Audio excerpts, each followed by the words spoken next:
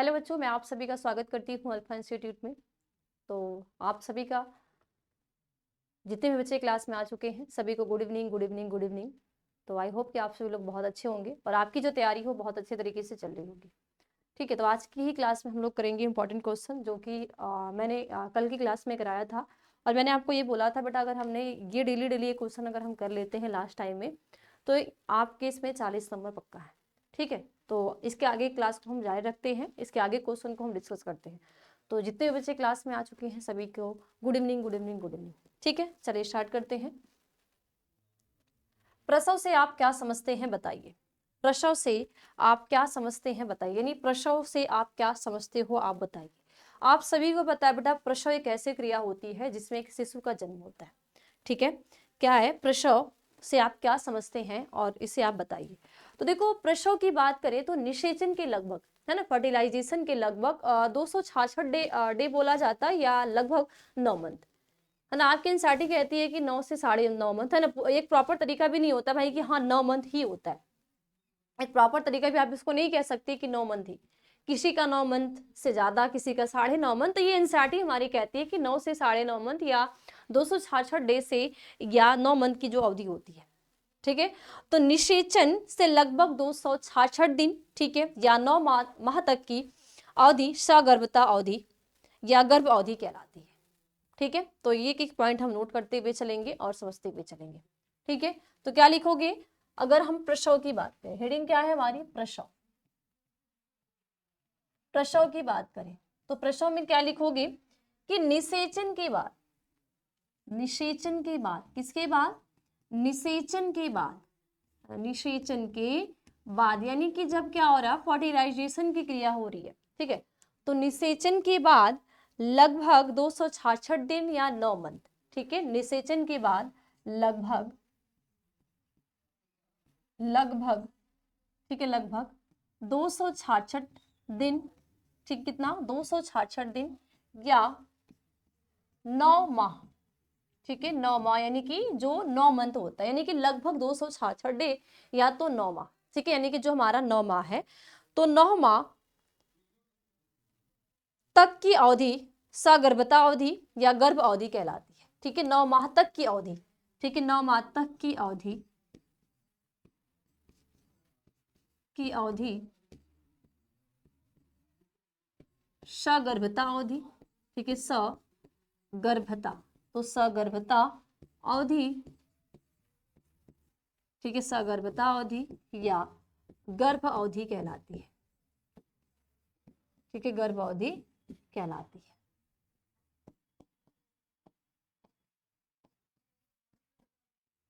ठीक है, क्या कहलाती है, गर्भ अवधि कहलाती है। ओके, इसके बाद क्या लिखोगी, तो गर्भ अवधि पूर्ण होने पर गर्भाशय की पेशियों में तीव्र संकुचन प्रारंभ हो जाता है। ठीक है, तो गर्भ अवधि पूर्ण होने पर गर्भाशय की पेशियों में तीव्र संकुचन शुरू हो जाता है। ठीक है, जैसे यानी कि पूर्ण हुई, तो गर्भ अवधि पूर्ण होने पर, ठीक, गर्भ अवधि, ठीक है, क्या, गर्भ अवधि यानी कि जो गर्भ पूरा होने पे, ठीक है, तो गर्भावधि,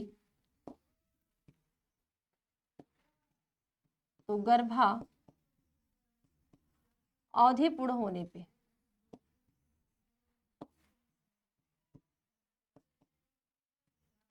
ठीक है, गर्भावधि यानी कि जो गर्भ अवधि है, यानी क्या हो जाएगी, जो गर्भ अवधि, कुछ मिस्टेक हो रहा है भाई मीन मात्रा में। ठीक है, तो ये जो गर्भ अवधि पूर्ण होने पर, क्या, पूर्ण होने पर, यानी ये जब क्या हो जाएगी, पूरी हो जाएगी, तो पूर्ण होने पर पेशियों में, पेशियों में, ठीक है, पूर्ण होने पर पेशियों में, यानी कि जो मसल्स है, तो पूर्ण होने पर पेशियों में तीव्र, ठीक है, पेशी यानी कहाँ पे, गर्भाशय, है ना, यहाँ पे लिख लेना गर्भाशय पेशी, गर्भाशय पेशी। ठीक है, इस तरीके से समझोगे। तो गर्भाशय पेशियों में, ठीक है, संकुचित, ठीक है, तीव्र दर्द होता है। ठीक है, तीव्र दर्द, ठीक है, तीव्र संकुचन, ठीक है, तीव्र संकुचन प्रारंभ हो जाता है।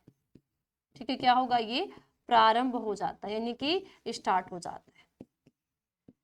ठीक है, क्या हो जाएगा, ये प्रारंभ हो जाता है। यानी कि निषेचन की लगभग, यानी फर्टिलाइजेशन की बात करें तो निषेचन की लगभग 266 दिन या 9 माह तक की जो अवधि होती है उसको सगर्भता या गर्भावधि कहते हैं।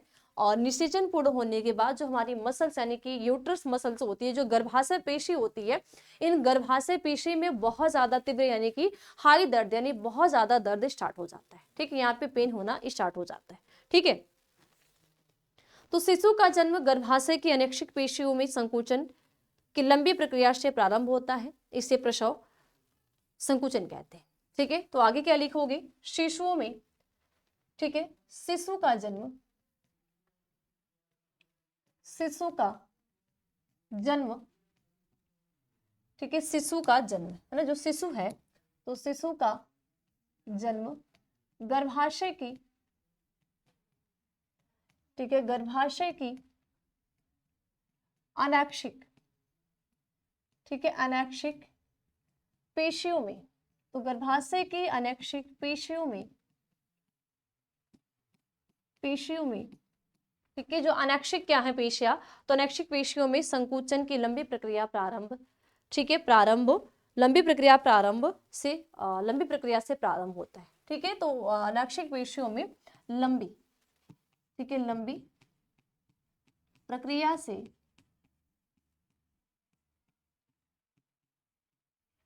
प्रारंभ होता है। ठीक है, प्रारंभ होता है, इसे प्रसव संकुचन कहते हैं, इसे प्रसव संकुचन कहते हैं। ठीक है, प्रसव संकुचन कहते हैं तथा, ठीक है, इसे क्या कहते हैं, प्रसव संकुचन, तथा इस अनुभव को प्रसव वेदना कहते हैं। ठीक है, प्रसव संकुचन तथा इस अनुभव को, इस अनुभव को प्रसव वेदना कहते हैं, प्रसव वेदना। ठीक है, प्रसव वेदना कहते हैं। ठीक है, इस अनुभव को प्रसव वेदना कहते हैं। ये जो अनुभव है, ये अनुभव क्या कहलाएगा, प्रसव वेदना कहलाता है। ठीक है, ओके, क्लियर। अब देखो, प्रसव वेदना कहलाता है। अब यहीं पे थोड़ा सा हम क्या देखें कि जो प्रसव की क्रिया है ना, प्रसव वेदना, तो प्रसव वेदना तो कहते हैं तो ये 3 प्रवस्थाओं में पूरा होता है। ठीक है, अगर हम प्रसव की बात करें तो प्रसव की बात करते हैं, अगर हम यहाँ पे मैं हेडिंग डालू क्या, प्रसव की बात, है ना, क्या, मैं पेज चेंज कर रही हूँ। अगर हम प्रसव की बात करें तो ये जो प्रसव है ये 3 अवस्थाओं में, है ना, ये 3 अवस्थाओं में क्या होता है, पूर्ण होता है। ठीक है, अगर प्रसव की बात करें तो ये कितनी अवस्थाओं में, प्रसव जो है ये प्रसव की क्रिया कितनी, 3 अवस्थाओं में, 3 अवस्थाओं में ये पूर्ण होती है। ठीक है, कितनी अवस्थाओं में, 3 अवस्थाओं में ये पूरी तरीके से पूर्ण होती है। ठीक है, अब 3 अवस्थाओं में प्रथम अवस्था होती है, द्वितीय अवस्था होती है, तृतीय अवस्था होती है। ठीक है, पहला क्या होगा, प्रथम अवस्था, प्रथम अवस्था। ठीक है, प्रथम अवस्था को हम कहते हैं फर्स्ट स्टेज। ओके, दूसरा द्वितीय अवस्था, द्वितीय अवस्था, द्वितीय अवस्था को हम क्या बोलते हैं, सेकेंड स्टेज, सेकेंड स्टेज। ठीक है, इसके बाद कौन सी अवस्था आएगी, तृतीय अवस्था, तृतीय अवस्था। तो तृतीय अवस्था को हम क्या कहेंगे, थर्ड स्टेज। अब मैं यहीं पे आपको इस चार्ट के थ्रू समझा देती हूँ कि ये होता क्या है। देखो, अगर हम प्रथम अवस्था यानी कि जो ये प्रसव वेदना की, ये जो प्रसव की सबसे पहली अवस्था की बात करें, इनमें क्या होता है, तो देखो ये लगभग सबसे पहली बात कि जो प्रथम अवस्था होती है ये लगभग कितना 30 मिनट या इससे अधिक समय की होती है। अगर इसकी बात करें हम तो ये लगभग 30 मिनट या अधिक समय की होती है। यानी कि सबसे प्रथम अवस्था क्या होगी, ये लगभग कितनी होगी, लगभग, ठीक है, लगभग, ठीक है, लगभग 30 मिनट, 30 मिनट या अधिक समय की होती है। क्या होगी, 30 मिनट या अधिक समय की होती है। ठीक है, यानी कि ये लगभग इसमें क्या लगेगा, 30 समय या 30 मिनट या अधिक समय की होती है। इनमें होता क्या है कि गर्भाशय ग्रीवा 10 सेंटीमीटर चौड़ा हो जाता है। यानी कि इनमें होगा क्या कि इनमें तरंग गतियां शीघ्र होने से, ठीक है, 30 मिनट या इससे अधिक समय पे इनमें क्या होती है, पुनरावृत्ति होती है। पुनरावृत्ति, पुनरावृत्ति का मतलब कि ये एक द्रव्य है, सॉरी एक दर्द है, यानी कि इसमें तरंग है ना, तरंग गतियां और शीघ्र होने लगती है, यानी कि इसमें तरंग गतियां स्टार्ट होती है, यानी हम ये कह सकते हैं इसमें दर्द स्टार्ट होता है। और ये लगभग क्या होता है, 30-30 मिनट पे ये वापस से पुनरावृत्ति होती है, यानी कि ये जो क्रिया होती है ये दोहराई जाती है। ठीक है, और ये सबसे लंबी अवधि है ना, ये अगर पूरे गर्भकाल की या प्रसव की सबसे लॉन्ग अवधि होती है। ठीक है, सबसे लॉन्ग ये पीरियड है, यानी कितना, लगभग ये 8 से 24 आवर्स का होता है। ठीक है, लगभग ये 8 से 24 आवर का होता है, यानी कि लगभग 8 से लेके 24 घंटे में, यानी अगर कोई भी शिशु है, शिशु का जन्म होना है, तो जब शिशु का जन्म होने का पहला टाइम स्टार्ट होता है, यानी कि कोई एक शिशु है, एक निषेचन हुआ, निषेचन के 266 दिन या 9 मंथ क्या हो गया, पूरा हो गया, यानी कि जो सगर्भता है या गर्भ अवधि है वो पूरी तरीके से पूरी हो गई है। अभी क्या है कि शिशु का जन्म होना है। तो सबसे पहली कौन सी आती है, प्रथम अवस्था। प्रथम अवस्था की जो ये क्रिया होती है लगभग 30 मिनट में या इससे अधिक थोड़ा सा समय में ये पुनरावृत्ति होती है, और ये सबसे लंबी अवधि यानी कि 8 से 24 घंटे, यानी 8 से लेकर 24 घंटे की अवधि होती है, और ये हमेशा 30-30 मिनट पे दोहराई जाती है। अब 30 मिनट पे क्या दोहराई जाती है, इनमें बहुत ज्यादा तीव्र दर्द होता है ना, इसमें तरंग गतियां होती है ना, बहुत ज्यादा दर्द होता है, जिसकी वजह से जो गर्भाशय ग्रीवा है ना, क्या ये जो गर्भाशय ग्रीवा होती है, ये गर्भाशय ग्रीवा 10 सेंटीमीटर क्या हो जाती है, चौड़ी हो जाती है। क्या होगी, जो गर्भाशय ग्रीवा होगी ये कितना, 10 सेंटीमीटर क्या होगी, इसमें चौड़ी हो जाती है। ठीक है, ये प्रथम अवस्था में, यानी कि हम ये कह सकते हैं कि जब कोई भी शिशु का जन्म होना है तो 8 से 24 घंटे के हावर्स में जब ये प्रथम अवस्था चल रही है, ये बहुत ज्यादा 30-30 मिनट के अंदर या 30 मिनट से ज्यादा पे ये पुनरावृत्ति हो रही है, दर्द स्टार्ट हो रहा है, तो उनमें जो हमारी गर्भाशय ग्रीवा होती है वो 10 सेंटीमीटर, ठीक है, यहाँ पे ग्रीवा लिख लेना, ये 10 सेंटीमीटर क्या हो जाती है, चौड़ी हो जाती है। अब इसका क्या हुआ, चौड़ा हुआ। ठीक है, अब कौन सी आती है, द्वितीय अवस्था। द्वितीय अवस्था में क्या होगा कि शिशु का हेड वजाइना से बाहर, सबसे पहला अगर हम द्वितीय अवस्था की बात करेंगे तो इनमें सबसे पहला क्या होगा कि जब ये गर्भाशय है ना, पहले में ही क्या हो गई, या 10 सेंटीमीटर क्या हुई, चौड़ी हो गई, तो सबसे पहला क्या होगा कि जो शिशु का हेड है ना, कोई जो शिशु है, क्योंकि जन्मे के टाइम क्या होगा, शिशु का जो हेड है, ठीक है, शिशु का जो ये हेड है ये क्या होगा, वजाइना से बाहर आएगा। ठीक है, वजाइना से पहले क्या आएगा, बाहर आएगा। वजाइना से बाहर आने के बाद उसके बाद क्या होगा, इसकी पूरी बॉडी आएगी, इसकी क्या होगी, पूरी बॉडी आएगी, यानी कि ये सेकेंड ही अवस्था में जो दूसरी अवस्था होगी, इसमें शिशु का सिर और पूरी बॉडी क्या हो जाएगी, बाहर निकल जाएगी। ठीक है, हाँ, लेकिन एक चीज होगा कि इसमें जो गर्भनाल से ना, गर्भाशय से, ठीक है, गर्भाशय और अपरा क्या होंगे, ये अलग नहीं होंगे, यानी ये प्लेसेंटा और जो यूट्रस है, इनमें जो नाभि गर्भनाल होता वो आपस में जुड़ा रहेगा, है ना, वो बाहर नहीं होगा। ठीक है, यानी कि नाभि रज्जु प्लेसेंटा से जुड़ा रहेगा। ठीक है, क्या, जो नाभि रज्जु है, ठीक है, जो नाभि रज्जु होगा ये क्या होगा, यहाँ पे प्लेसेंटा से यानी अपरा से जुड़ा होता है, अपरा से जुड़ा होता है। ठीक है, ये प्लेसेंटा जो है इससे क्या होगा, ये जुड़ा होता है। उसके बाद तृतीय अवस्था आती है। तृतीय अवस्था में क्या होगा, इस क्रिया में, है ना, इसमें क्या होगा कि जो प्लेसेंटा होगा यूट्रस से अलग हो जाएगा, है ना, यहाँ पे ये जो प्लेसेंटा होगा ये यूट्रस से क्या हो जाएगा, अलग हो जाएगा तृतीय अवस्था में। ठीक है, अब जब अलग हो जाएगा तो यहाँ पे शिशु के जन्म के बाद, है ना, अलग हुआ, और शिशु के जन्म के बाद लगभग 10 से 20 मिनट बाद में इसको असंक्रमित ब्लेड से, असंक्रमित ब्लेड से, ठीक है, असंक्रमित ब्लेड से ये जो नाल होता है, ठीक है, जो नाल होता है यानी कि जो गर्भनाल होती है, इसको क्या किया जाता है, काटा जाता है। तो ये तृतीय अवस्था होती है। तो ये जब तीनों अवस्थाएं हो जाती है तब एक शिशु का क्या होता है, जन्म होता है। तो ये पूरी अवस्था को हम कहते हैं प्रसव, यानी कि प्रसव की बात करें तो निषेचन के बाद लगभग 266 दिन या 9 माह तक की अवधि सगर्भता अवधि या गर्भ अवधि कहलाती है।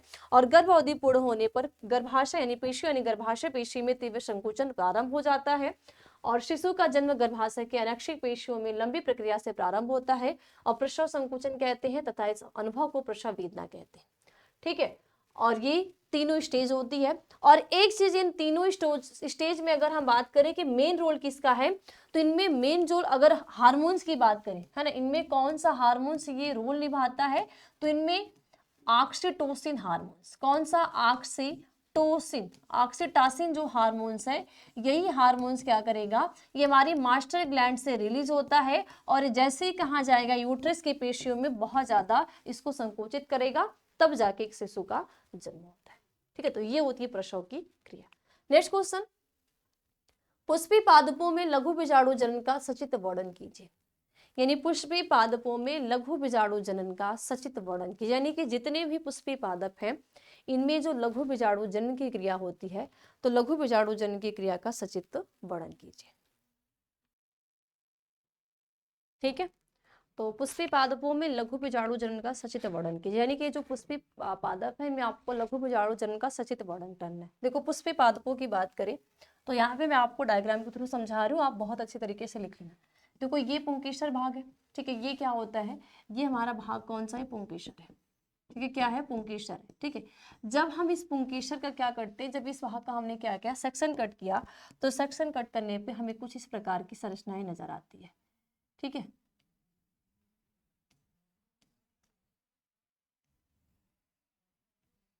ठीक है, कुछ इस प्रकार की हमें ये संरचनाएं नजर आती है।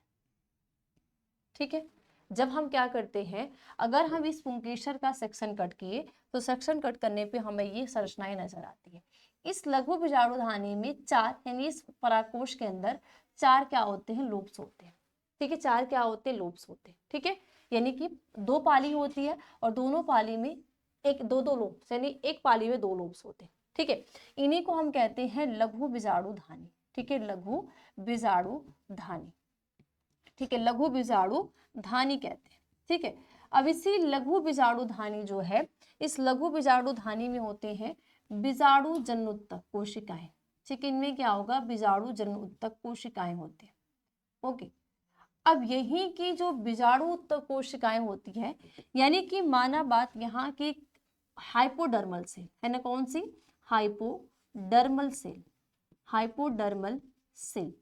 ठीक है, तो ये हाइपोडर्मल सेल को हम कहते हैं अधोअस्तरी कोशिका, अधोअस्तरी कोशिका।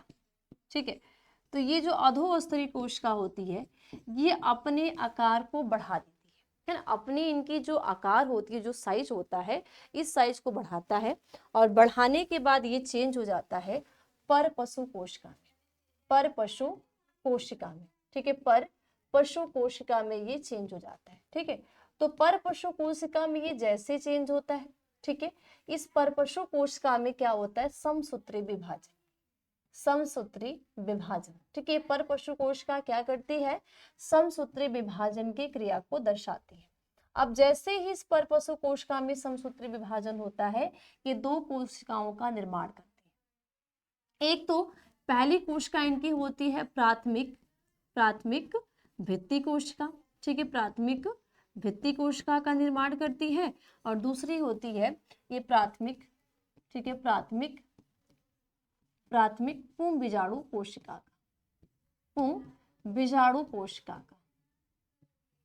ठीक है, प्राथमिक पुंज बीजाणु कोशिका का फॉर्मेशन करता है। ठीक है, तो ये प्राथमिक पुंज बीजाणु कोशिका से चार लघु बीजाणु का निर्माण होता है। ठीक है, चार लघु बीजाणु का फॉर्मेशन होता है और यहाँ पे ये जो प्राथमिक भित्ति कोशिका है, इनसे चार परतों का निर्माण होता है, चार परतों का निर्माण होता है। अब चार परतों का निर्माण कौन कौन सा, पहला जो एक्टोडर्म है ना, एंडोडर्म है ना, टैपेटम, ये सभी इन चार परतों का यहाँ से फॉर्मेशन होता है। ठीक है, तो ये आप इसको बहुत अच्छी तरीके से लिख लेना।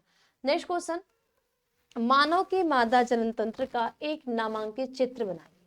यानी मानव का जो मादा जनन तंत्र है ना, मानव के मादा जनन तंत्र का, यानी कोई भी फीमेल है और उस फीमेल के जो फीमेल रिप्रोडक्टिव सिस्टम है, इस फीमेल रिप्रोडक्टिव सिस्टम का एक नामांकित चित्र बनाना है। ठीक है, तो मादा के जनन तंत्र का एक नामांकित चित्र बनाइए। ठीक है, यहाँ पे आपको डायग्राम बनाना है फीमेल के रिप्रोडक्टिव सिस्टम का। ठीक है, चलो।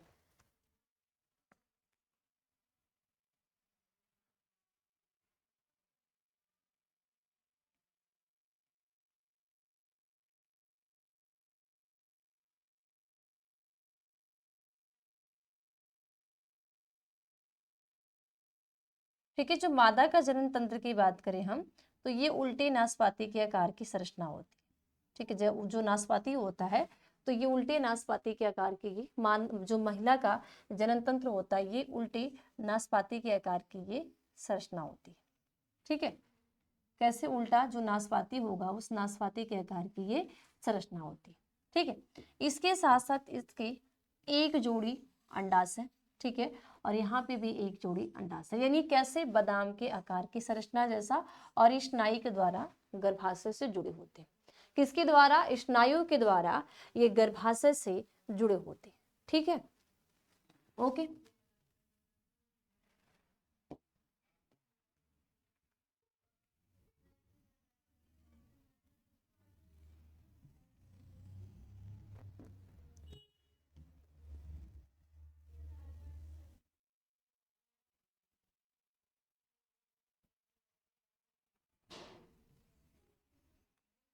ठीक है, ये यूट्रस भाग होता है।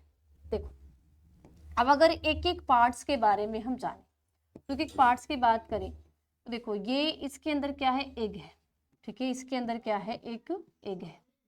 ठीक है, एग के साथ साथ इन्हीं के अंदर क्या होती हैं?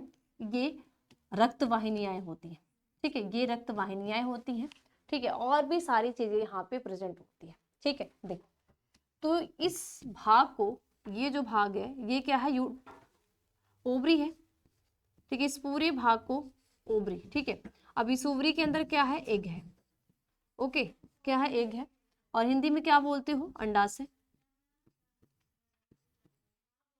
ओके, ठीक। अब यहां से ये जो सटा हुआ भाग है ना, यहां से यहां तक के सटे हुए भाग को हम कहते हैं झिल्ली। ठीक है, क्या बोलते हैं?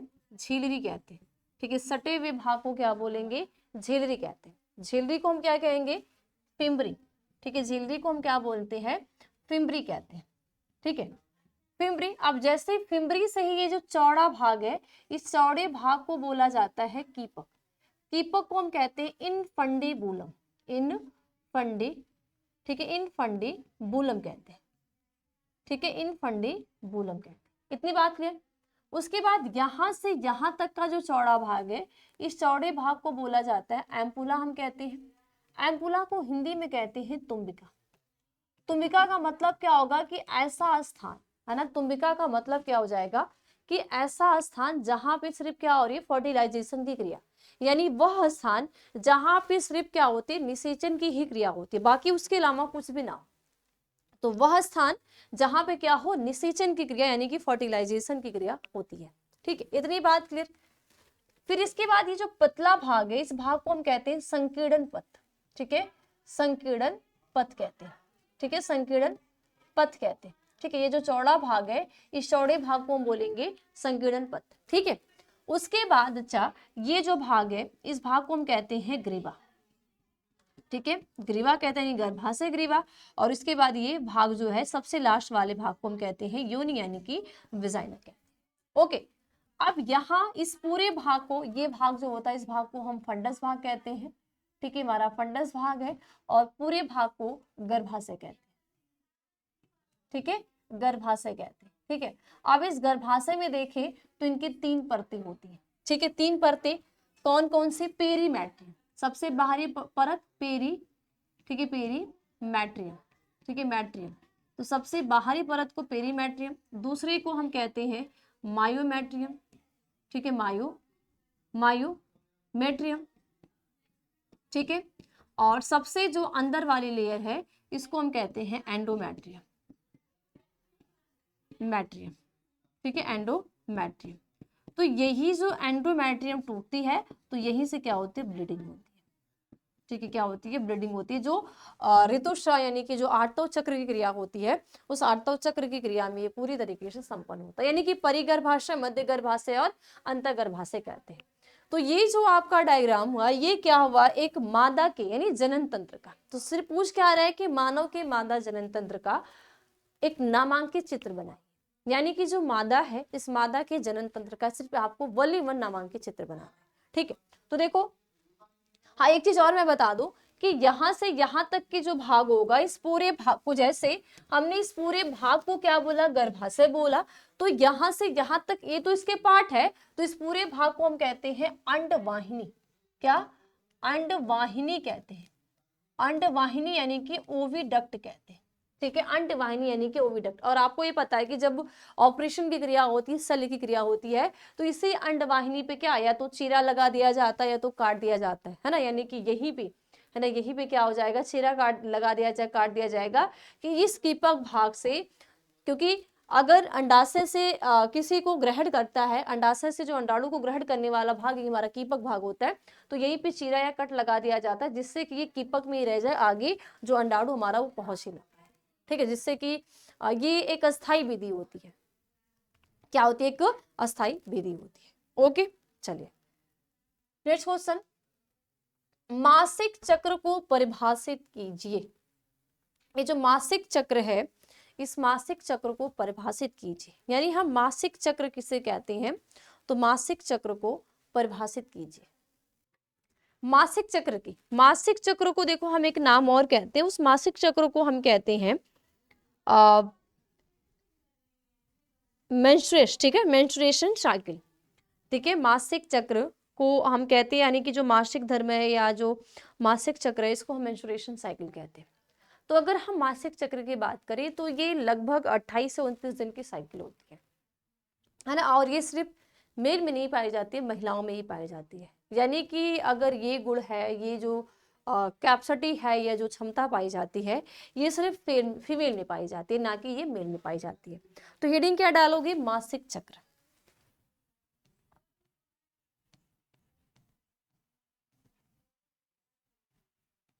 मासिक चक्र। देखो, अगर हम मासिक चक्र की बात करें तो मासिक चक्र में क्या बोलोगे कि मादा में जनन काल के प्रारंभ के साथ ऋतुस्राव प्रारंभ होता है। ठीक है, मादा में जनन काल के साथ ऋतुस्राव प्रारंभ होता है, यानी कि जब कोई फीमेल है, उस फीमेल में जनन काल स्टार्ट होगा। जनन काल का मतलब कि जब उसकी जो ये जो हो जाएगी किशोरावस्था के बाद, जब उसकी जनन क्षमता क्या, कि जिसमें अपनी संतति या अपनी जाति की स्थिरता को बनाए रखने के लिए शिशु को क्या करना, जन्म देना।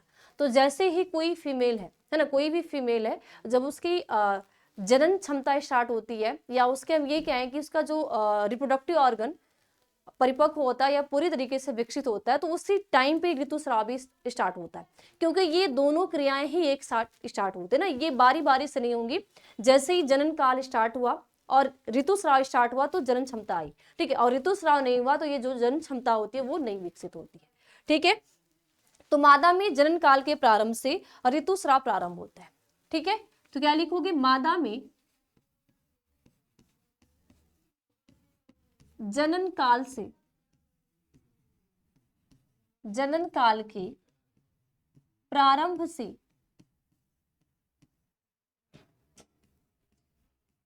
ऋतुस्राव प्रारंभ होता है।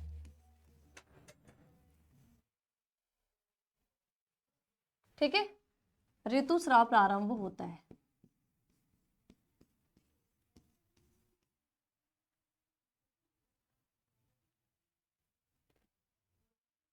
जो जनन काल की, ठीक है, जो जनन काल की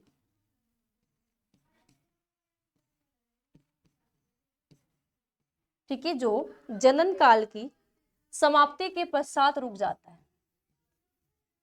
समाप्ति के पश्चात रुक जाता है। ठीक है, पश्चात रुक जाता है। देखो, इनकी पहली एक चीज ध्यान देना, इसकी तो एक साइकिल्स होती है, एक साइकिल है, यानी 28 से 29 दिन की साइकिल है। तो अगर जैसे ही जनन काल, है ना, ये जो मासिक चक्र है, ये इसको हम आर्तव चक्र भी कहते हैं, एक नाम और कहते हैं, इसको हम आर्तव चक्र कहते हैं, या इसको हम रजोधर्म भी कहते हैं। ठीक है, तो अलग अलग हम नाम से इसको जानते हैं। ठीक है, तो जैसे ही जनन काल अगर विकसित हुई, जनन क्षमता आई किसी भी फीमेल के अंदर, तो ये ऋतुस्राव भी स्टार्ट होगा। और जैसे ही ये जनन क्षमता समाप्त हुई, है ना, ये जो जनन क्षमता होती है, जो जनन बच्चे देने की क्या सटे, ये जैसे ही क्या हुई समाप्त हुई तो ये ऋतुस्राव भी क्या हो जाते हैं, उसके साथ साथ ही समाप्त हो जाते हैं। यानी ये दोनों क्रियाएं जो हो रही है दोनों एक साथ हो रही है ना, ये बारी बारी से नहीं हो रही है ना, दोनों अगर शुरुआत हो रही है तो एक साथ शुरुआत हो रही है और खत्म भी हो रही है तो दोनों एक साथ खत्म हो रही है। तो जब सबसे पहला है ना, जब सबसे पहली बार जब ऋतुस्राव की क्रिया होती है तो इसको हम कहते हैं रजो दर्शन। ठीक है, रजो दर्शन। ठीक है, और ये जो रजो दर्शन की क्रियाएं स्टार्ट होती है ये 11 से 12 या 13 से 14 है ना, ये अलग अलग टाइम पे होती है। ठीक है, 11 से 12 या 12 से 13 या 13 से 14, किसी किसी में 15 से 16 भी हो जाता है। ठीक है, क्योंकि वो हमारे हार्मोन्स पे डिपेंड है, क्योंकि ये जो क्रिया हो रही है ये क्रिया हमारे बॉडी में जो हार्मोन्स रिलीज हो रहे हैं, यानी जो हमारी मास्टर ग्लैंड के द्वारा एलएच और एफएसएच हार्मोन्स रिलीज हो रहे हैं, जब तक ये रिलीज नहीं होंगे तब तक ये जो क्रिया हो रही है नहीं होगी। ठीक है, और जो सबसे लास्ट यानी कि जब ये जनन क्षमता खत्म होगी तो जनन क्षमता खत्म होने की जो सबसे लास्ट ये रजो ऋतुस्राव होगा उसको हम कहते हैं रजो निवृत्ति। रजो निवृत्ति कहते हैं। और ये रजो निवृत्ति कब होती है, लगभग 45 से 50 साल की एज में। लगभग कितनी, 45 से 50 साल की एज में, लेकिन ये भी फिक्स एज नहीं है ना, 50 से 55 भी हो सकती है। क्यों, क्योंकि ये हार्मोन्स पे डिपेंड है। ठीक है, जब तक ये हमारे बॉडी में हार्मोन्स रिलीज होगा तब तक ये क्रियाएं चलेंगी। ठीक है, कौन सा हार्मोन्स, एलएच और एफएसएच हार्मोन्स। और जैसे ही हार्मोन्स का लेवल क्या होगा, डाउन होगा, ये क्रियाएं क्या हो जाएंगी, रुक जाएंगी। ठीक है, तो ये साइंस कहता है कि 45 से 50, लेकिन ये फिक्स टाइम नहीं है। जैसे यहाँ पे 11 से 10 से 11 या 12 से 13 या 13 से 14 फिक्स टाइम नहीं है, इसी तरह ये समाप्त होने का भी फिक्स टाइम नहीं होता। ठीक है, साइंस ये भी कहता है कि 28 से 29 दिन, लेकिन ये भी नहीं होता। ठीक है, 28 से 29 दिन से कम भी हो सकता है और 28 से 29 दिन से ज्यादा भी हो सकता है। ठीक है, लेकिन ये एक अनुमानता जो टाइम होता है वो 28 से 29 दिन के साइकिल बोली जाती है। लेकिन ये जरूरी नहीं है कि सब फीमेल में, जितनी भी फीमेल है सबके बॉडी में यही चक्र चले ना, तो वो 32 भी हो सकता है, 30 भी हो सकता है ना, 31 भी हो सकता है, 26 भी हो सकता है, 27 भी हो सकता है। ये अलग अलग टाइमिंग होते हैं। ठीक है, जैसे हार्मोन्स रिलीज होगा ये क्रियाएं होंगी। ठीक, तो ये जो पहली बार स्टार्ट होगा इसी क्रिया को हम कहते हैं मासिक चक्र। और ये मासिक चक्र की 3 प्रवस्थाएं होती है। कितनी प्रवस्थाएं होती है, 3। पहला होता है जिसको हम कहते हैं रजो प्रवस्था। ठीक है, पहली प्रवस्था को हम कहते हैं रजोस्राव प्रवस्था। तो इस रजोस्राव प्रवस्था में क्या होगा, पहली प्रवस्था क्या है, रजोस्राव प्रवस्था। अब अगर हम इस रजोस्राव प्रवस्था की बात करें तो इनमें लगभग देखो 1 से 5 डे तक है ना, 1 से 5 डे तक क्या होगा, ये ऋतुस्राव की क्रिया है ना, ऋतुस्राव की क्रिया होगी। तो 1 से 5 डे ना, ये भी फिक्स टाइम नहीं है, लेकिन ये अनुमानतः 1 से 5 डे ना, किसी में 1 से 3 दिन भी हो सकता है, 1 से 4 भी हो सकता है, 1 से 6 भी हो सकता है, 7 भी हो सकता है। तो ये अलग अलग टाइमिंग होते हैं, लेकिन आपके एनसीईआरटी में कितना दिया है, 1 से 5। ठीक है, तो लगभग ये 1 से 5 डे तक क्या होगा, ऋतुस्राव यानी कि ये ब्लीडिंग की क्रिया होती है।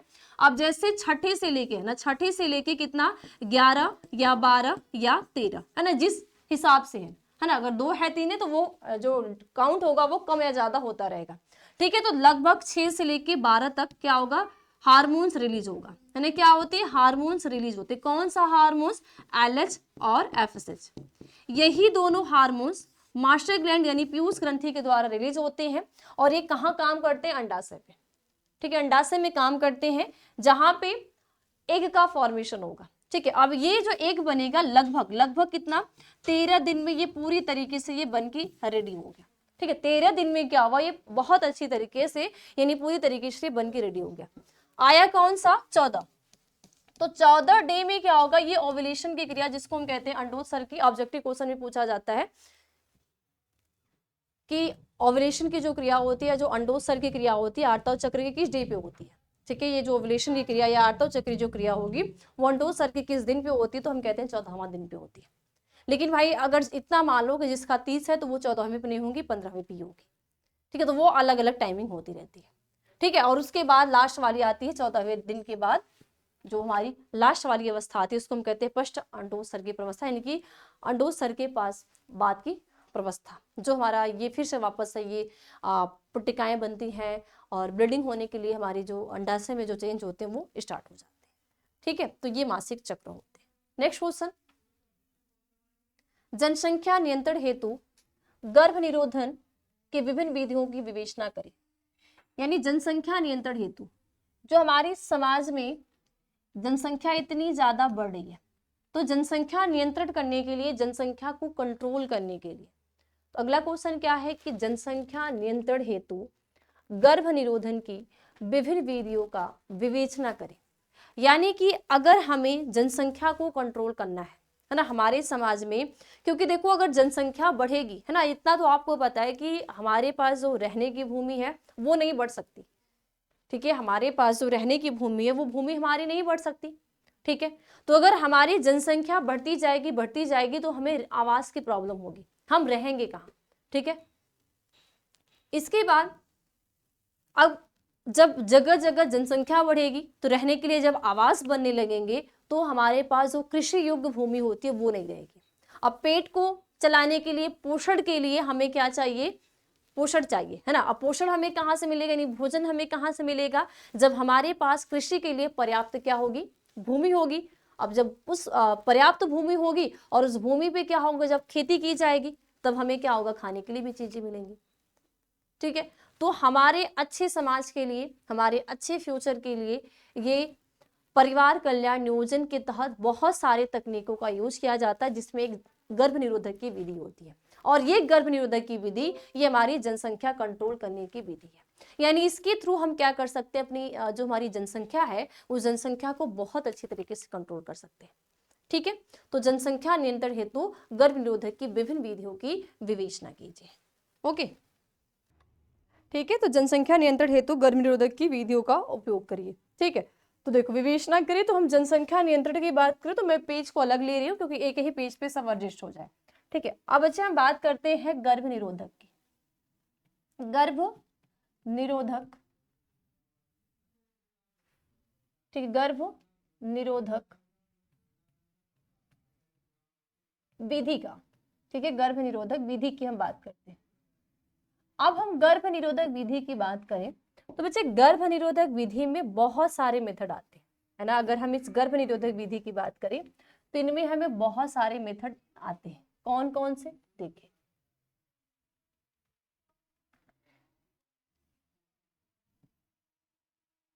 ठीक है, देखो कई सारे मेथड आते हैं।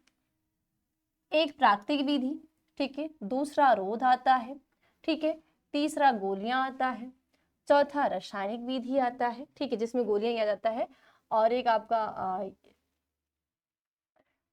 अस्थाई, ठीक है, सॉरी सॉरी सॉरी, एक मिनट,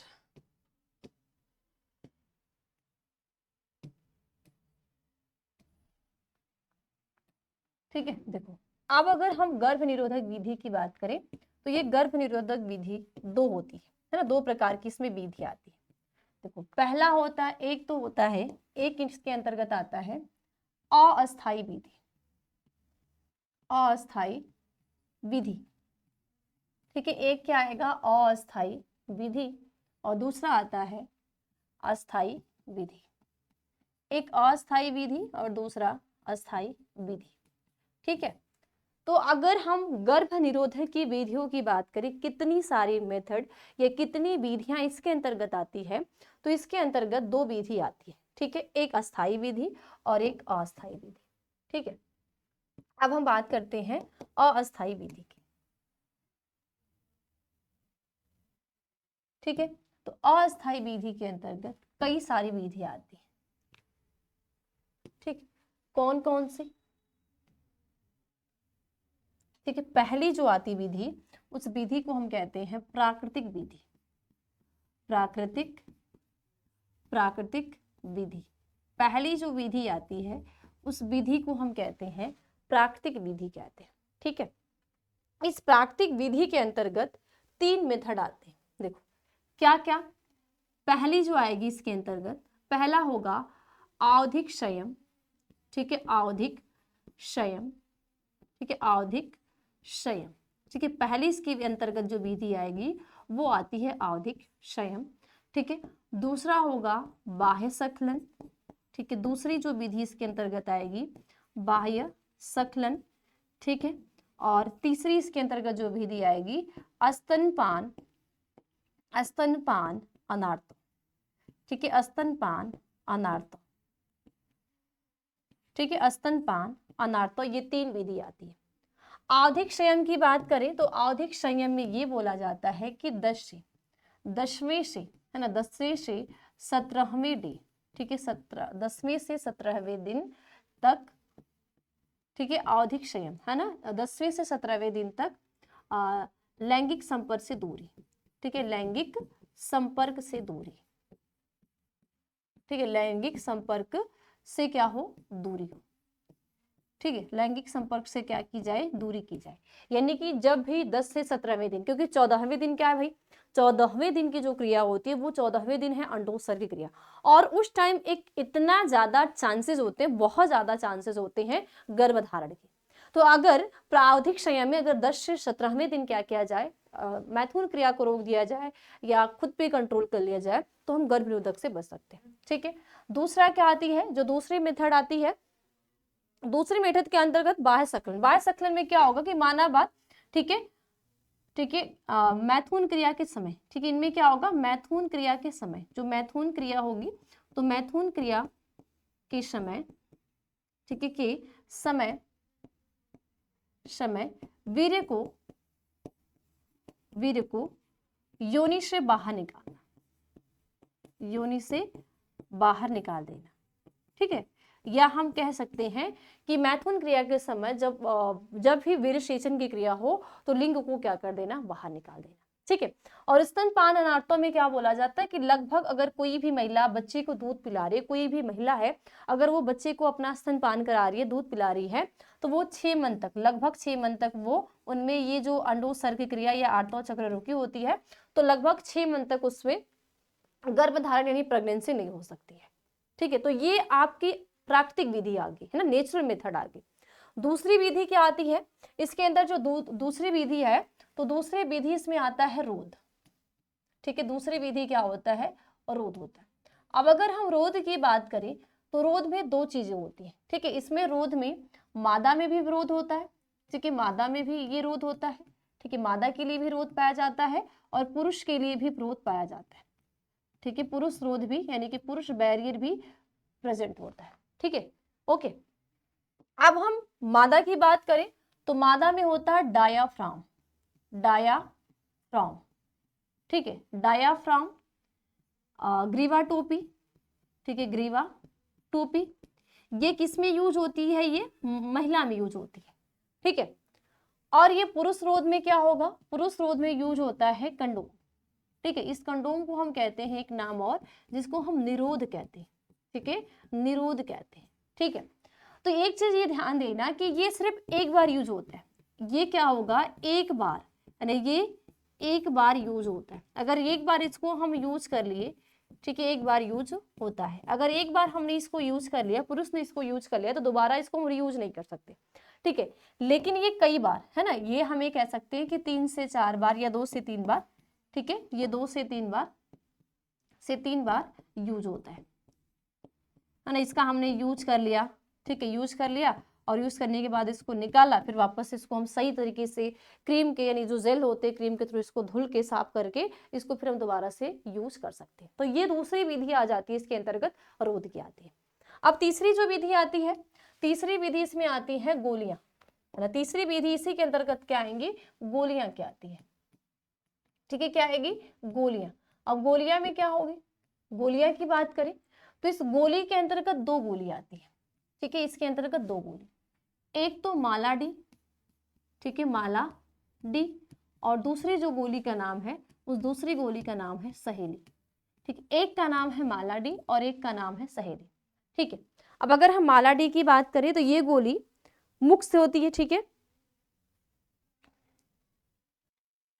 ठीक है। देखो अब इस माला डे की बात करें तो देखो ये 21 डे तक ली जाती है, कितना, 21 डे तक इसको लेते हैं, ठीक है, 21 डे तक इसको हम लेते हैं, ठीक है। यानी कि ऋतुस्राव, यानी ऋतुस्राव के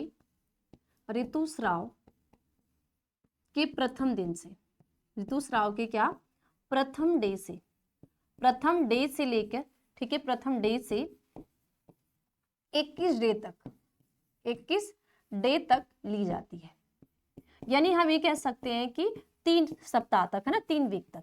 और ये एक वीक में यानी एक सप्ताह में एक डे, एक सप्ताह में एक डे, यानी कि अगर हमने इस मंडे को लिया, ठीक है, मंडे को लिया तो इसको अगले मंडे को, फिर अगले मंडे को, यानी कि हफ्ता में इसको एक एक दिन लेती है तो इस सहेली को। तो ये इन दोनों का कार्य है, इन दोनों का मेन कार्य है अंडोत सर्ग को निषेध करना, है ना। इनका कार्य क्या है, जो अंडोत सर्ग की क्रिया है ना, अंडोत सर्ग की जो क्रिया है, तो अंडोत सर्ग की क्रिया को निषेध करना, निषेध या हमें कह सकते हैं अवरुद्ध करना, अवरुद्ध करना। क्यों अवरुद्ध करना, क्योंकि इस मालाडी में और ये सहेली जो दोनों मेडिसिन होती है, ये एस्ट्रोजन और प्रोजेस्टेरॉन से ही मिलकर बनी होती है। किससे, एस्ट्रोजन हार्मोन्स और प्रोजेस्टेरॉन हार्मोन से ही मिलकर बनी होती है, जिसकी वजह से ये ओवुलेशन की जो क्रिया है, अंडोत्सर्ग की क्रिया है, उसको ये निषेध कर देता है, यानी कि रोक देता है। ठीक है, उसके बाद आती है चौथी विधि। चौथी विधि क्या है, चौथी जो इसके अंतर्गत विधि आती है वो आते हैं टीका, यानी कि टीका भी लगाया जाता है ना। वो टीका 3 मंथ का, 6 मंथ का, 5 साल का, अलग अलग उसके वैक्सीन टीके भी लगाए जाते हैं। उसके बाद पांचवी जो विधि आती है यांत्रिक विधि। ठीक है, यांत्रिक विधि जिसको हम कहते हैं अंतःगर्भाशय युक्ति। ठीक है, यांत्रिक विधि या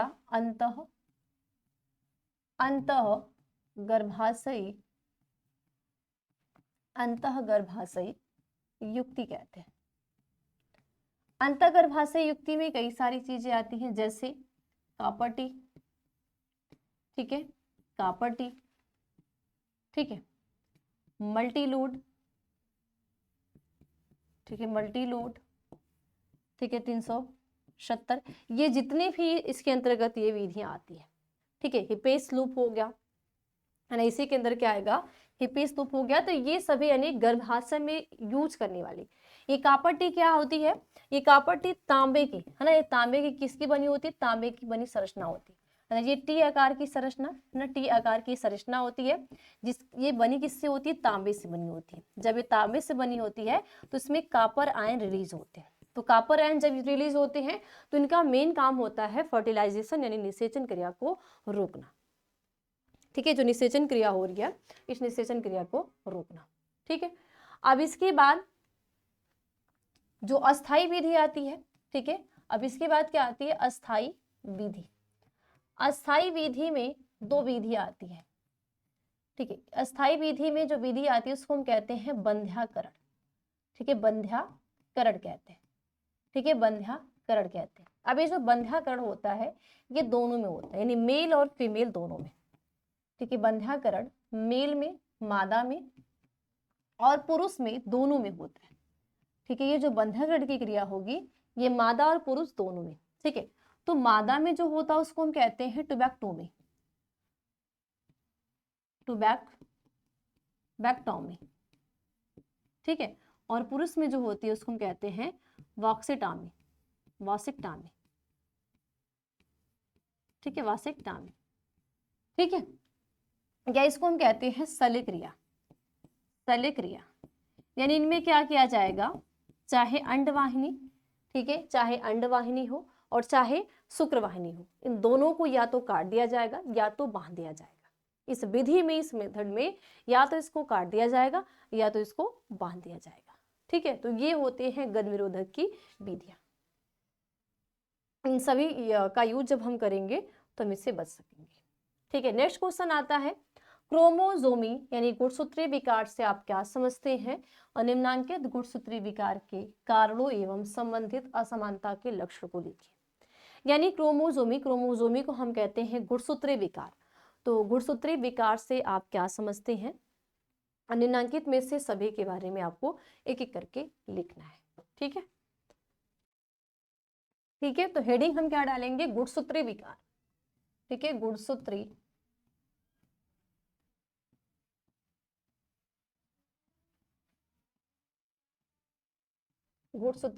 विकार। देखो, अब अगर हम गुणसूत्रीय विकार की बात करें, ये गुणसूत्रीय विकार क्या है, तो क्या लिखोगे कि गुणसूत्रों की, है ना, गुणसूत्रीय विकार गुणसूत्रों की संख्या में परिवर्तन या गुणसूत्र के कुछ खंडों में बदलाव के कारण होता है। ठीक है, क्या लिखोगे, गुणसूत्रीय विकार गुणसूत्री विकार गुणसूत्रों की संख्या में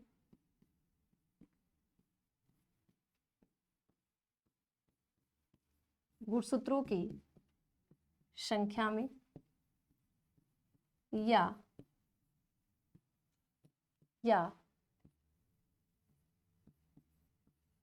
गुणसूत्रों के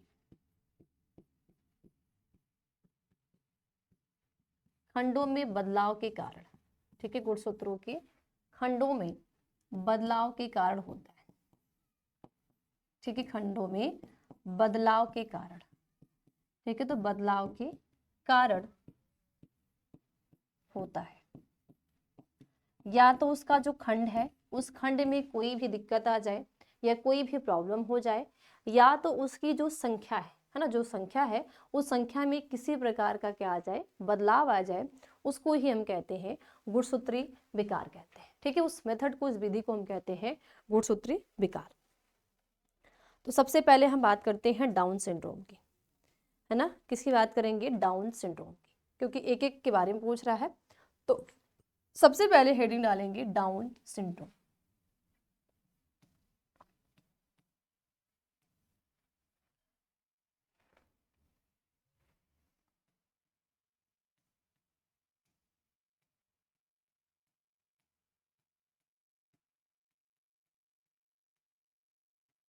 देखो, डाउन सिंड्रोम की बात करें तो यह एक प्रकार का ऑटोसोमल विकार है जो 21वें गुणसूत्र के ट्राइसोमी के कारण होता है, अर्थात 21वें गुणसूत्र पर अतिरिक्त गुणसूत्र के आने से होता है, ठीक है। तो क्या लिखेंगे, यह एक प्रकार का ऑटोसोमल विकार है, ठीक है, यह एक प्रकार का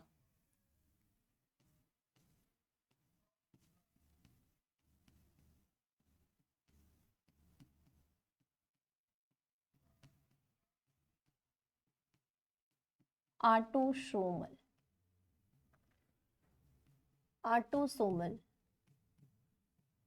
विकार है, ठीक है, यह एक प्रकार का ऑटो विकार है जो 21वें गुणसूत्र की, ठीक है, जो 21वें गुणसूत्रों के ट्राइसोमी के कारण होता है, ठीक है, ट्राइसोमी के कारण होता है,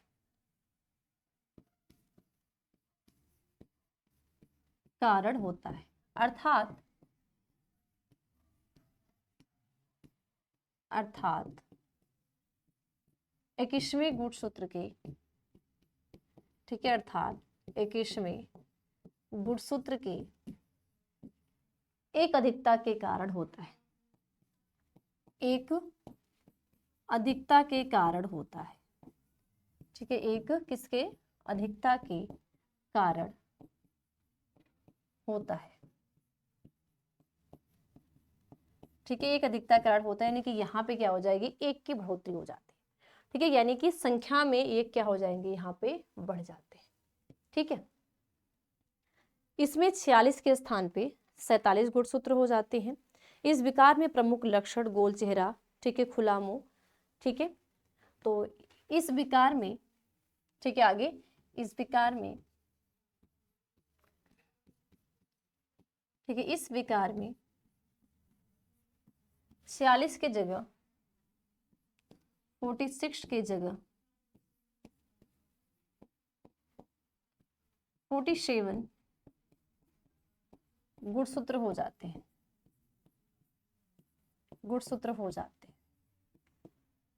ठीक है, 47 गुणसूत्र हो जाते हैं, 46 जगह कितने हो जाते हैं, 47 हो जाते हैं, ठीक है। तो 46 जगह कितने हो गए, 47 हो जाते हैं। लक्षण की बात करेंगे, लक्षण की बात करेंगे, मंद बुद्धि, ठीक है, मंद बुद्धि, मुंह खुला, ठीक है, मुंह खुला, जीभ मोटी,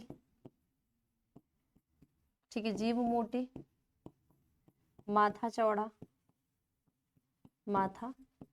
चौड़ा etc, ये सभी क्या होते हैं इसके लक्षण। यानी कि यह एक प्रकार का ऑटोसोमल विकार है जो 21वें गुणसूत्र के ट्राइसोमी के कारण होता है, अर्थात 21वें गुणसूत्र के अधिकता के कारण होता है। यानी कि 46 के स्थान पे 47 गुणसूत्र हो जाते हैं। और लक्षण की बात करते हैं तो मंदबुद्धि होते हैं, मुंह खुला होता है, जीभ मोटी होती है, माथा चौड़ा होता है etc, और भी सारे इसके सिम्टम होते हैं।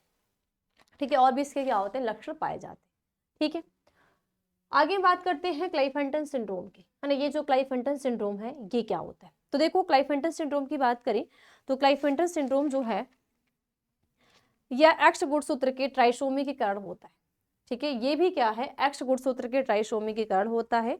अतः ऐसे व्यक्ति में 46 के बदले 47 गुणसूत्र पाए जाते हैं। और ऐसे व्यक्ति के प्रमुख लक्षण अविकसित वृषण, मंदबुद्धि, नाकनी होती है। ठीक है, नाकनी, लंबी बाहुत सहित बड़ा स्तन ग्रंथि। ठीक है, ठीक है, तो क्या लिखेंगे यह, ठीक है, यह विकार, ठीक है, यह एक्स गुणसूत्र के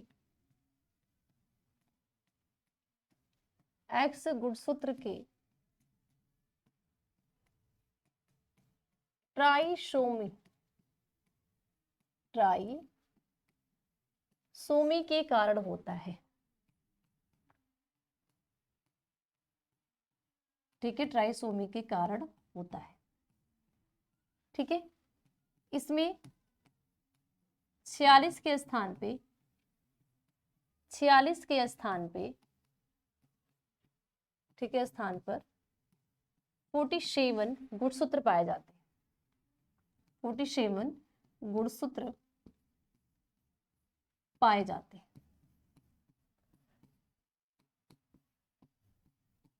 ठीक है, कितने 47 जो गुणसूत्र होते हैं ये पाए जाते हैं।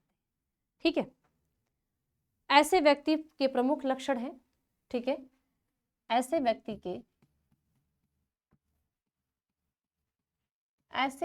के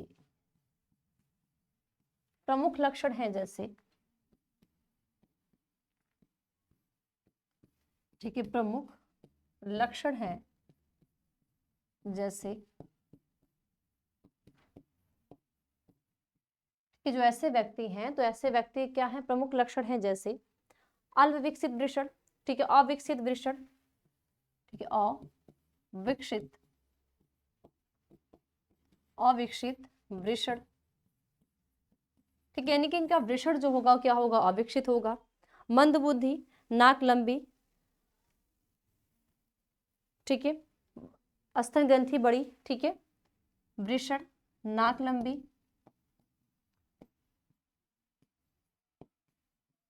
ठीक है, लंबी, स्तन ग्रंथि बड़ा।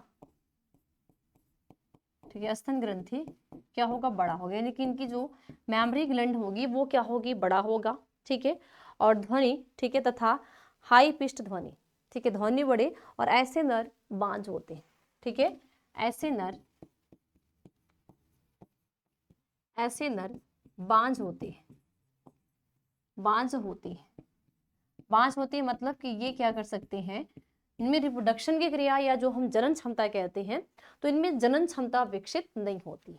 तो ये एक्स गुणसूत्र के ट्राइसोमी के कारण होता है, यानी कि 46 के जगह इसमें भी 47 हो जाते हैं। हाँ, लेकिन फर्क होता है कि ये लिंग गुणसूत्र भी होता है, यानी कि यहाँ पे जो सेक्स गुणसूत्र है लिंग गुणसूत्र पे एक्स है तो एक्स की जगह एक और बढ़ जाएगा, कितना हो जाएगा ट्रिपल, यानी ट्राइसोमी के कारण होता है। और ऐसे व्यक्ति यानी कि ये जो कमी है वो किसमें पाई जाती है मेल में, और मेल का जो टेस्टिस होगा वो अविकसित होता है, नाक लंबी होती है, स्तन भी ग्रोथ कर देता है थोड़ा थोड़ा, और इसके साथ साथ ये बांझ होते हैं। ठीक है, इनको हम नपुंसक भी कहते हैं। यानी कि क्लाइफेंटन सिंड्रोम की जो स्थिति है या जो विकार है सिर्फ किसमें मेल में। ठीक है, उसके बाद आता है टर्नर सिंड्रोम।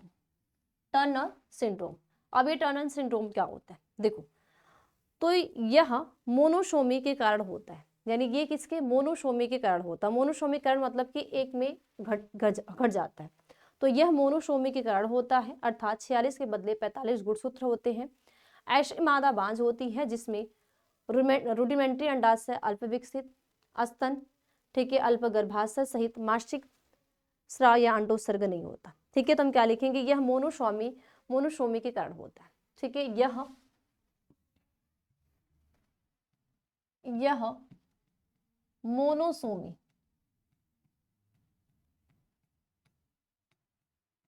यानी कि 2n-1 के कारण होता है,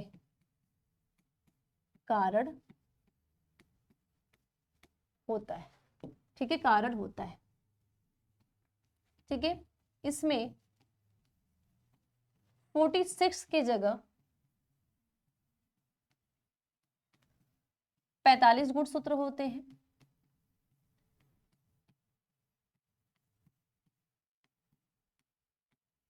कितने?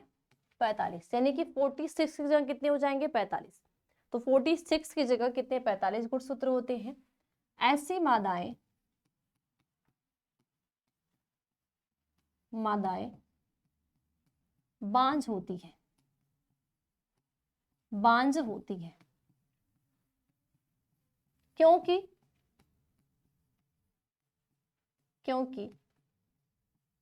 इनका अंडाशय अल्प विकसित, ठीक है, क्योंकि इनका अंडाशय अल्प विकसित, ठीक है, क्या होगा भाई? अल्प विकसित। तो इनका अंडाशय अल्प विकसित, अल्पस्तन, ठीक है, अल्पस्तन, यानी कि जो इनका स्तन भी होगा वो भी क्या होगा? अल्पस्तन, ठीक है, अल्प गर्भाशय, ठीक है, अल्प गर्भाशय, ठीक है, अल्प गर्भाशय तथा आर्तव चक्र या अंडोत्सर्ग नहीं होता है, ठीक है, आर्तव चक्र एवं अंडोत्सर्ग नहीं होता है, ठीक है। तो ये जो टर्नर सिंड्रोम, यानी देखो एक चीज वापस से समझना, ये जितने भी आनुवंशिक विकार है, तो क्लाइफेंटन सिंड्रोम जो है ये ऑटोसोमल गुणसूत्र यानी ऑटोसोमल विकार है, यानी कि जो 21वें जुड़ा गुणसूत्र होता है उनमें एक की बढ़ोतरी होगी, ठीक है। और ये जो क्लाइफेंटन सिंड्रोम है ये लिंग गुणसूत्र पे होता है, यानी कि ये पाए जाते, ये जो कमी है ये मेल में पाई जाती है, और मेल का है ना, अगर देखो मेल है तो मेल का एक्स और वाई है, ठीक है, तो इनमें एक एक्स की क्या बढ़ोतरी, तो ये एक्स और वाई हो जाएगा, तो ये क्लाइफेंटन सिंड्रोम। अब इनमें जो वृषण होगा इनका अल्प विकसित, ठीक है, और ये जो है वो महिला में है तो ये एक्स इनमें एक की कमी, तो 46 की जगह कितना हो जाएगा? एक माइनस, तो कितना हो जाएगा? 45। तो ये दोनों, यानी कि ये जो टर्नर सिंड्रोम से ग्रसित कोई महिला होगी तो वो बांझ होगी, और क्लाइफेंटन सिंड्रोम से ग्रसित अगर कोई पुरुष है तो वो भी बांझ होगा, क्योंकि उनका ये जो जनन अंग है वो विकसित नहीं है। और बांझ का मतलब रिप्रोडक्शन करना, जनन करना, अपनी जाति की स्थिरता को बनाए रखना और एक नई जाति को जन्म देने की कैपेसिटी रखना, इसके लिए हमारे जनन अंग बहुत तरीके से अच्छे से विकसित होने चाहिए और एक प्रॉपर तरीके से काम करने चाहिए, ठीक है। तो ये रहे आज की क्लास के क्वेश्चन, यानी कि ये सभी कितने क्वेश्चन था हमने किया, ठीक है, ये सभी क्वेश्चन को आप बहुत अच्छे तरीके से तैयार कर लेना, ठीक है, क्योंकि आपके एग्जाम में ये सभी क्वेश्चन पूछे जाते हैं, ठीक है। तो मुझे उम्मीद है कि आप सभी बच्चों को हर एक क्लास, यानी जो भी मैंने आज की क्लास में आपको बताया है, सभी हेडिंग आपको बहुत अच्छे तरीके से समझ में आई होगी, ठीक है। तो बस आज की क्लास में इतना ही, मिलते हैं अगली क्लास में एक नए टॉपिक के साथ। तब तक आप सभी बच्चे को बाय बाय, टेक केयर, ठीक है। और एक साथ क्लास को हर बच्चे के साथ शेयर करना है, और इसके पीछे की जो हमने क्लास की है वो भी इंपॉर्टेंट टॉपिक की, अगर आप रेगुलर क्लास को आप मिस नहीं करते हो तो आपके 40 नंबर फिक्स है एकदम, ठीक है। लेकिन ये सिर्फ 10 दिन, अगर 10 दिन आपने अच्छे से मेहनत कर ली तो आपके 40 नंबर एकदम फिक्स हो जाएंगे, ठीक है। तो मिलते हैं अगली क्लास में, बाय बाय, टेक केयर।